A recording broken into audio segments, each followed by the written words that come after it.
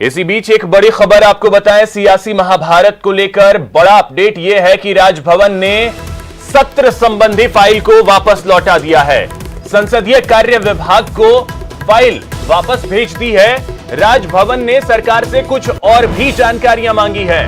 सत्र बुलाने पर अब तक कोई फैसला नहीं हो पाया है। 31 जुलाई को विधानसभा का सत्र बुलाने के लिए पत्र राजभवन भेजा गया था, लेकिन अब बड़ी जानकारी यह सामने आ रही है कि राजभवन ने उस फाइल को वापस लौटा दिया है। कुछ और जानकारियां सरकार से मांगी हैं। तो यह बड़ी खबर इस वक्त की आपको बता दें, राजभवन ने उस फाइल को वापस लौटा दिया है जिसमें यह मांग की गई थी कि 31 जुलाई से विधानसभा का सत्र जो है वो आहूत किया जाए। तो एक तरीके से देखिए, सरकार 31 तारीख से सत्र बुलाना चाहती है। राजभवन ने कुछ और जानकारियां मांगी हैं और फाइल वापस लौटा दिया है।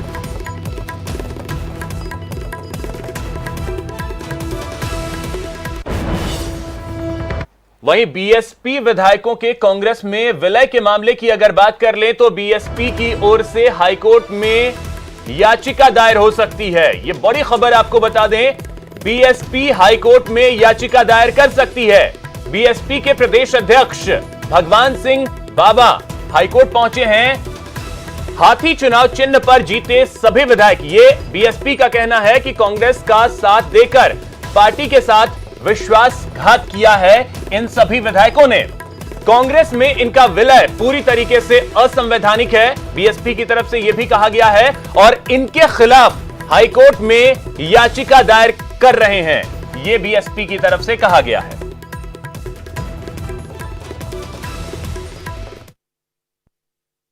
प्रदेश में चल रहा सियासी घटनाक्रम थमने का नाम नहीं ले रहा है। मदन दिलावर के बाद अब बसपा ने भी जो है राजस्थान हाईकोर्ट में जाने का निर्णय कर लिया है।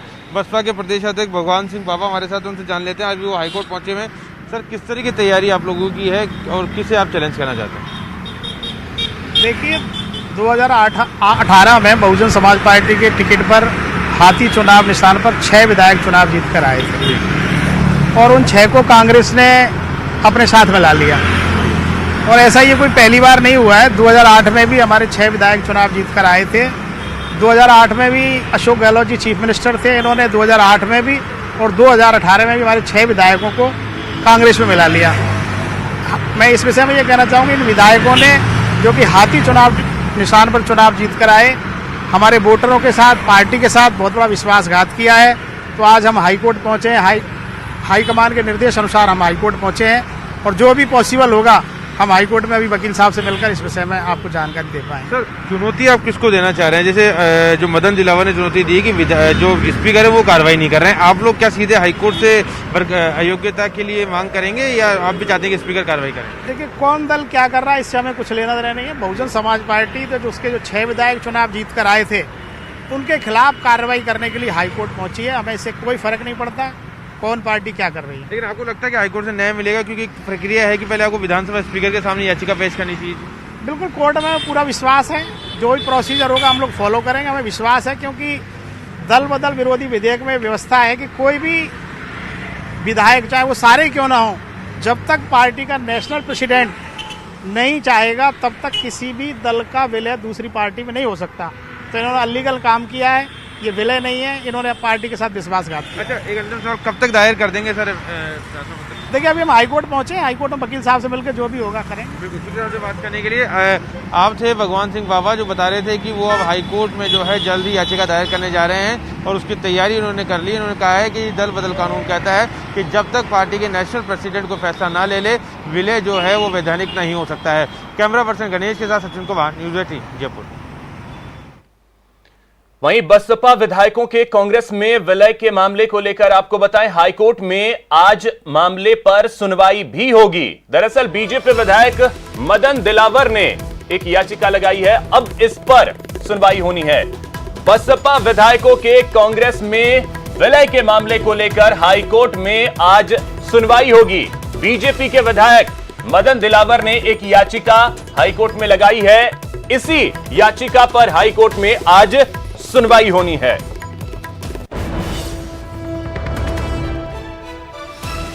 तो न्यूज 18 से एक्सक्लूसिव बातचीत की मदन दिलावर ने। इस दौरान उन्होंने कई अहम बातें भी की हैं, जिसमें उन्होंने साफ तौर पे कहा है कि जो 6 विधायकों का विलय है कांग्रेस में वो असंवैधानिक है। भाजपा विधायकों के कांग्रेस में शामिल होने को लेकर विवाद छिड़ा है। भाजपा विधायक मदन दिलावर की याचिका पर आज हाईकोर्ट में सुनवाई होनी है। उधर बसपा ने भी इसे अवैध और असंवैधानिक करार दिया है। विधायक मदन दिलावर जी हमारे साथ में हैं, उनसे हम बात कर लेते हैं। सर, क्या ऐतराज था आपको जो आप हाईकोर्ट पहुंचे? एक तो ऐतराज ये था कि मैंने मार्च में ही माननीय विधानसभा अध्यक्ष जी को अपील की थी कि जो कांग्रेस पार्टी में विलय बसपा का हुआ है ये कानून संगत नहीं है और संवैधानिक है, गलत है, और उसके विरुद्ध में गया था। लेकिन 130 दिन के आसपास होने के बावजूद भी मेरी अपील का कोई निस्तारण नहीं किया, जबकि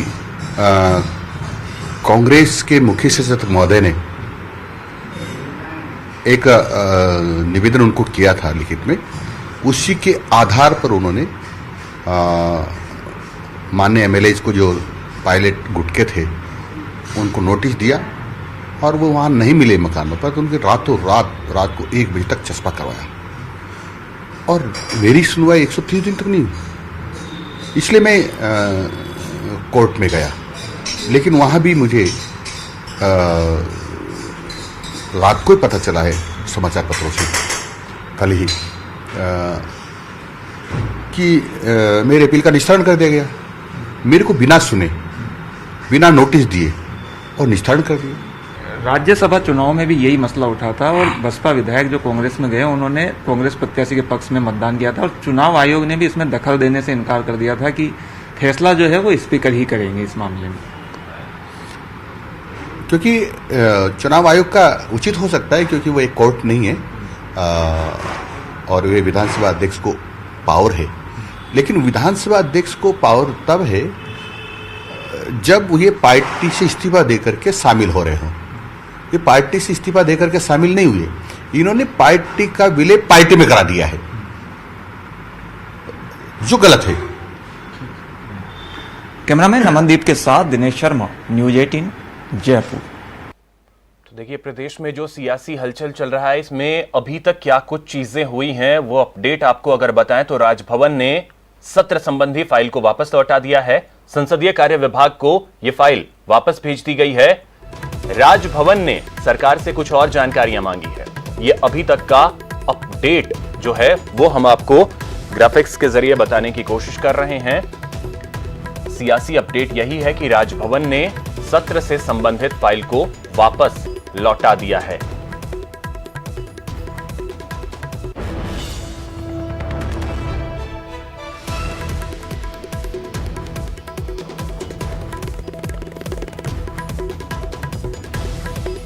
तो चलिए, आज क्या कुछ रहने वाला है खास, हमारे सहयोगी सुशील पांडे दिल्ली से जुड़ रहे हैं। वो वहां सुप्रीम कोर्ट में क्या कुछ होने वाला है उसके बारे में बताएंगे। साथ ही सचिन हमारे साथ जुड़ रहे हैं जो कि इस वक्त जयपुर में हाईकोर्ट के बाहर हैं और दिनेश शर्मा होटल फेयरमाउंट के बाहर इस वक्त मौजूद हैं। सबसे पहले सुशील, मैं आपके पास आना चाहूंगा, क्या अपडेट है वहां से? मामले की सुनवाई आज होनी है और निगाहें जो हैं वो अब टिकी हुई हैं सुप्रीम कोर्ट पर। चर्चा यह थी कि एसएलपी शायद वापस ले सकते हैं, लेकिन ऐसा अब दिख नहीं रहा।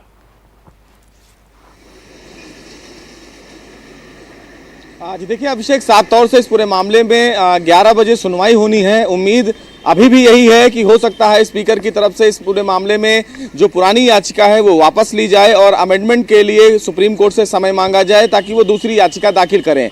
हमारे सूत्र ये कह रहे हैं कि शायद एक विड्रॉ एप्लीकेशन फिलहाल सुप्रीम कोर्ट में आज दाखिल की जाएगी, क्योंकि अब ये मामला सियासी घमासान से बदलते हुए कानूनी और संवैधानिक घमासान की तरफ ज्यादा मुड़ता दिख रहा है।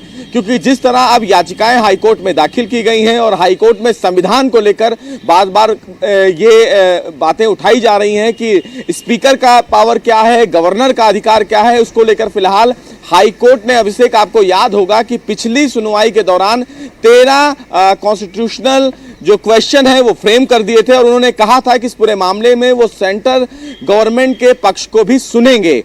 लेकिन आज इस पूरे मामले में हो सकता है स्पीकर की तरफ से और सीएम की तरफ से एक याचिका सुप्रीम कोर्ट में दाखिल करके इस पूरे मामले को सुप्रीम कोर्ट में ट्रांसफर करने की बात कही जा सकती है, या फिर इस पूरी याचिका को विड्रॉ भी किया जा सकता है, क्योंकि कहीं ना कहीं गवर्नर की तरफ से साफ तौर से ये कहा गया था, अभिषेक आपको याद भी होगा, उन्होंने साफ तौर से ये कहा था कि देश की सबसे बड़ी अदालत में अभी मामला पेंडिंग है, लिहाजा सदन को लेकर क्या बुलाया जा सकता है सदन या नहीं, इसको लेकर कानूनी जो पहल है इसी चीज को लेकर के तो खींचतान है और फाइल अभी जो है वो राजभवन की तरफ से लौटा दी गई है, तो अब इस चीज को लेकर के खींचतान अभी और आगे बढ़ेगा, ये तो तय है। सचिन, अब मैं आपके पास आ रहा हूं, आपसे जानना चाहूंगा कि हाईकोर्ट में मदन दिलावर की याचिका पर सुनवाई कब होनी है, साथ ही साथ बीएसपी याचिका लगाने के लिए तैयार है?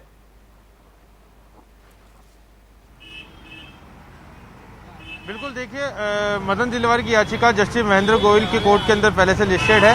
दिल्ली कोर्ट लिस्ट में 56 नंबर पे मामला लगा हुआ है और अगर कोर्ट लिस्ट को देखते हैं तो अगर सिस्टमेटिक ढंग से कोर्ट चलती है, सभी मामलों को सुनने के बाद उसका नंबर आता है, तो मान के चलिए कि 12 बजे बाद इस केस का नंबर आ पाएगा। लेकिन 10:30 बजे जब कोर्ट खुलेगी और जो मदन दिलावर के अधिवक्ता अगर वो मेंशनिंग करते हैं, जिसके चांसेस बहुत कम नजर आ रहे हैं, अगर वो मेंशनिंग करते हैं, कोर्ट से रिक्वेस्ट करते हैं कि याचिका को पहले सुन लिया जाए, जल्दी सुन लिया जाए, वो कोर्ट पे निर्भर करेगा। लेकिन अगर लिस्टिंग के हिसाब से देखें तो लिस्टिंग के हिसाब से केस का नंबर जो है वो करीबन 12 बजे बाद ही आ पाएगा।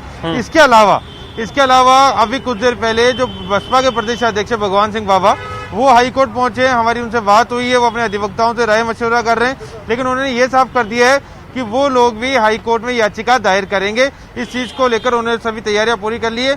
उनका कहना है कि हाथी के चुनाव चिन्ह पर जो विधायक जीत कर आए हैं, 2008 में भी उन्होंने ऐसा ही किया था और 2018 में एक बार फिर उन्होंने ऐसा किया है। ऐसे में इन्होंने पार्टी के साथ ही जो उनके वोटर्स हैं उनके साथ भी विश्वासघात किया है।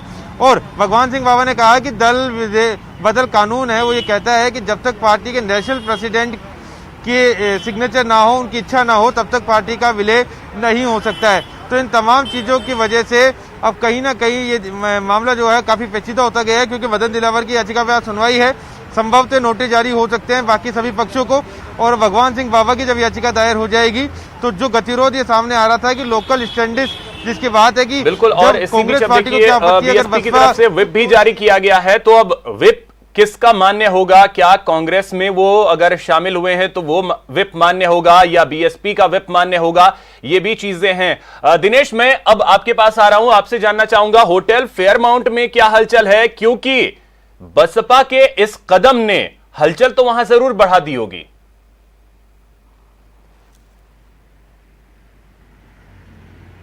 बिल्कुल जाहिर तौर पर, क्योंकि देखिए बसपा के जो 6 विधायक जो बसपा के टिकट पर जीत के आए हाथी के चुनाव चिन्ह पर, वो भी अभी कांग्रेस की बाड़ेबंदी में ही शामिल हो और सभी 6 विधायक जो है वो होटल फेयरमाउंट में मौजूद हैं। इसमें टेक्निकल पेज जो बताया जा रहा है वो यही कि देखिए 6 विधायक जो है वो एक साथ दूसरे दल में जा सकते थे, क्योंकि 2/3 से ज़्यादा उनके पास संख्या है। लेकिन यहाँ पर टेक्निकल पॉइंट ये है कि इन्होंने जो है वो राजस्थान बसपा का ही कांग्रेस में विलय कर दिया। इसे जो है वो चुनौती दी गई है हाईकोर्ट में और स्पीकर के सामने भी। भाजपा द्वारा इस पर आपत्ति जताई गई थी पहले 16 सितंबर 2019 को ये विधायक जो है कांग्रेस में शामिल हुए थे और ये कहा गया था कि राजस्थान बसपा का कांग्रेस में विलय हुआ है। इस पर भाजपा ने आपत्ति जताते हुए 13 मार्च को मदन दिलावर ने आपत्ति यहाँ पर लगाई थी स्पीकर के यहाँ की इस तरीके से पार्टी का विलय नहीं किया जा सकता है खंड खंड रूप में। अगर पार्टी, क्योंकि बसपा जो है वो एक राष्ट्रीय पार्टी है और वो अगर पूरी पार्टी कांग्रेस में शामिल होती है, पूरी पार्टी का मर्जर हो जाता है, तब तो ठीक है। लेकिन मदन दिलावर की आपत्ति ये है कि उस याचिका पर 130 दिन तकरीबन 4 महीने बीत जाने के बावजूद भी कोई सुनवाई नहीं की गई, जबकि पायलट गुट के विधायकों को रातों रात जो है नोटिस जारी कर दिए गए। अब मदन दिलावर को मीडिया के माध्यम से ये पता चला है कि उनकी याचिका की सुनवाई करके निस्तारण भी किया जा चुका है, जबकि मदन दिलावर का ये कहना है कि उनके पास कोई नोटिस नहीं आया, उन्हें सुनवाई के लिए बुलाया नहीं गया। ये बिल्कुल पूरी तरीके से प्राकृतिक न्याय के विरुद्ध है, क्योंकि अच्छा, जिसने याचिका लगाई है ये सारी चीजें तो है दिनेश। अब एक चीज अगर मैं आपसे और समझूं, जो फाइल आज रिटर्न की गई है राजभवन की तरफ से, राजभवन ने वापस भेज दिया है फाइल, इसके बाद सरकार का अगला कदम क्या होगा? क्योंकि जो आपत्तियां दर्ज की गई हैं, जो जानकारियां मांगी गई हैं, एक बार फिर से सरकार की तरफ से वही जानकारी उपलब्ध कराई जाएंगी?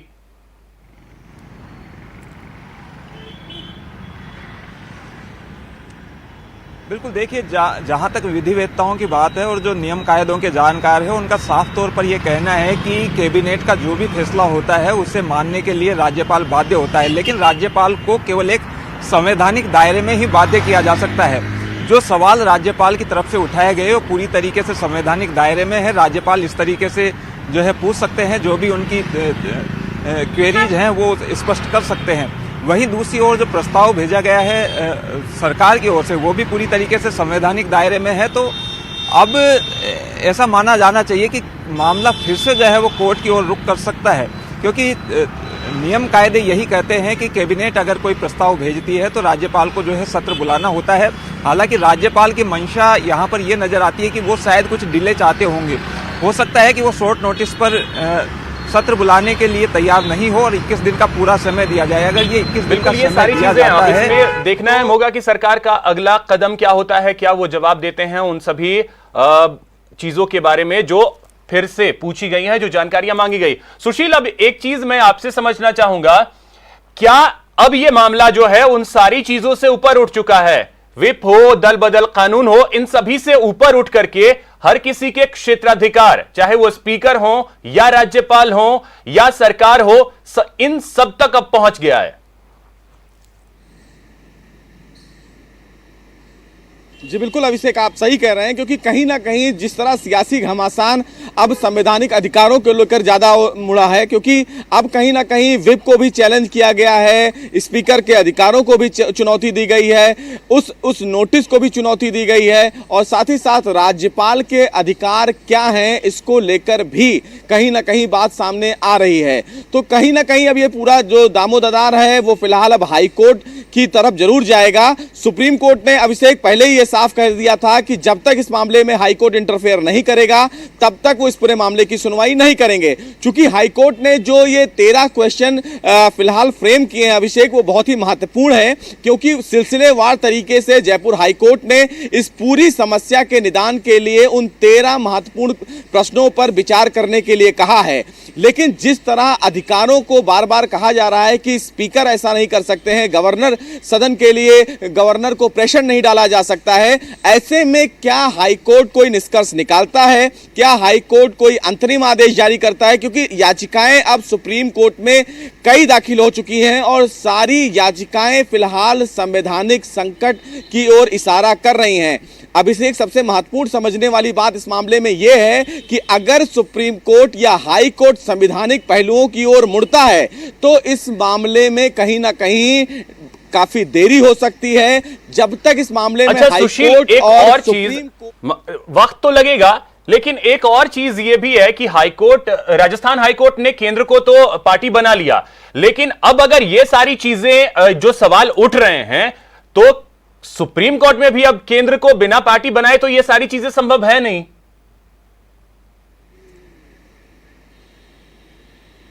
जी बिल्कुल अभिषेक, आप सही कह रहे हैं, क्योंकि अगर सेंटर इस मामले में पक्षकार बना है और हाई कोर्ट इस मामले में मैटर को डिसाइड करता है तो निश्चित रूप से वही पक्षकार फिलहाल सुप्रीम कोर्ट में होंगे। और सबसे महत्वपूर्ण बात, अगर अभिषेक सुप्रीम कोर्ट में संवैधानिक पहलुओं पर बहस छिड़ती है तो उसकी सुनवाई लंबी चलती है, चाहे कोई सा भी मामला हो। अभिषेक, संवैधानिक पहलुओं की अगर बात करें तो चाहे अयोध्या का कांड हो, चाहे तमिलनाडु का फैसला हो, चाहे कर्नाटक का फैसला हो, चाहे 1992 का लोकहान का फैसला हो, ये तमाम जो मामले की सुनवाई है उस मामले की सुनवाई के लिए लंबा समय लगेगा। एक बेंच बनाना होगा चीफ जस्टिस को जो इन तमाम पहलुओं को डिसाइड करेंगे। इस मामले की जो सुनवाई कर रहे हैं जस्टिस अरुण मिश्रा, वो फिलहाल अगले महीने रिटायर हो रहे हैं। तो उम्मीद यह भी है कि इस मामले में अगर संवैधानिक पहलुओं की ओर सुप्रीम कोर्ट बढ़ता है तो एक नई बेंच का गठन होगा, तो भी मामला लटकेगा। और अगर इस मामले को सुप्रीम कोर्ट ट्रांसफर करके जो हाई कोर्ट में मामला चल रहा है सुप्रीम कोर्ट सुनता है तो भी समय लगेगा। बिल्कुल, क्योंकि कहीं ना कहीं हर परिस्थिति में समय तो लगना है और वो शायद अब राजस्थान की सरकार नहीं चाहेगी कि समय लगे इस मसले पर। सचिन, मैं आपके पास आ रहा हूं। आपसे अगर मैं समझूं जिस तरीके से बीएसपी की तरफ से ये संभावनाएं हैं कि याचिका लगाई जा सकती हैं, 6 विधायक हैं, ये सरकार के लिए मुश्किलें पैदा कर सकती हैं।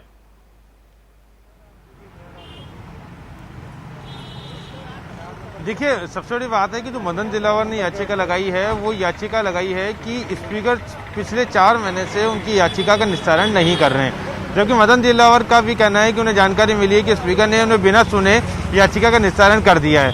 यानी मदन दिलावर की पहले प्रेयर ये थी कि स्पीकर को निर्देशित किया जाए कि वो जल्दी याचिका का निस्तारण करे और स्पीकर जब चाहे उसका निस्तारण कर सकते हैं, इसके लिए स्पीकर स्वतंत्र हैं। फिर वो कहीं ना कहीं जो है वही मामला आता है कि स्पीकर के अधिकार क्षेत्र में राजस्थान हाईकोर्ट दखल नहीं दे सकता है।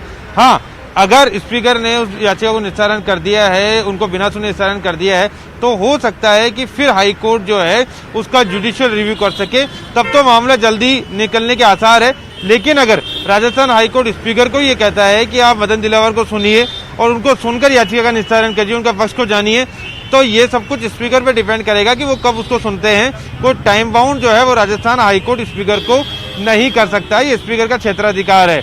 क्योंकि अभी 4 महीने ही हुए हैं और 4 महीने का समय कोई एक बड़ा ज्यादा समय नहीं होता है कहीं ना कहीं। तो ऐसे में अभी देखने वाली बात ये होगी कि राजस्थान हाईकोर्ट पूरे मामले में क्या कुछ निर्देश देता है, क्योंकि सुनवाई हाईकोर्ट में भी होनी है मदन दिलावर के मामले को लेकर जो उन्होंने याचिका लगाई है, और उधर सुप्रीम कोर्ट पर भी निगाहें टिकी हुई है क्योंकि सुप्रीम कोर्ट में भी जो एसएलपी स्पीकर की तरफ से दायर किया गया है उस पर सुनवाई होनी है। आप सभी हमारे साथ जुड़े रहें, यहां रुकेंगे एक छोटे से ब्रेक के लिए।